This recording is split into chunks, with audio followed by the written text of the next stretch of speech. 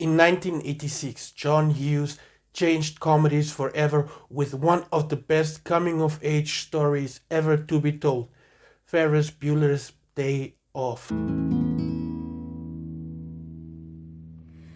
This movie came out long before I was born, and I probably only watched it about 25 years after it got released.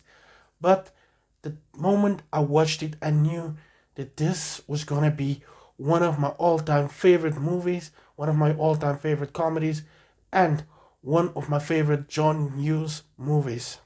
It's one of those 80s movies that simply redefined comedy and cinema. Movies like Groundhog Day, Ghostbusters, The Breakfast Club, Airplane, The Blues Brothers, and of course Weekend at Bernie's. These movies inspired me and in a way influenced my sense of humor. And that's why I decided to do this series where I review movies that I watched a long time ago and that I'm rewatching, or that came out a long time ago and I'm finally getting the chance to do a review, and I call the series Retro Rewatch or Retro Movie Reviews. I want to take some of the best, the worst, and funniest movies from the past 5 decades, meaning from the 70s to the 2010s, and do a couple of reviews or a few reviews for each decade. Now, back to the movie we're talking about today, Ferris Bueller's Day Off. Now, this movie is simply a masterpiece.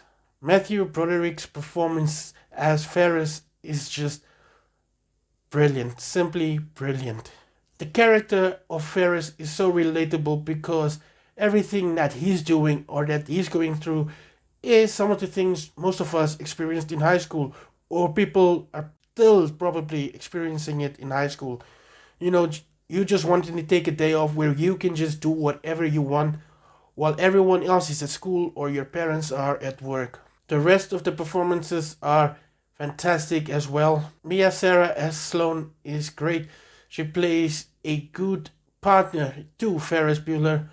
And of course, Alan Ruck's performance as Cameron Frey is just fantastic. I recently watched a video where they talked about how he's a supporting character, but the movie focuses on his growth as a character. So there's a lot of character development that takes place within Cameron, which is fantastic because you usually only see this with the main protagonist and not one of his supporting characters, and that's something that sets this movie apart. The Chicago setting of the movie is also an integral part of what makes the story fantastic.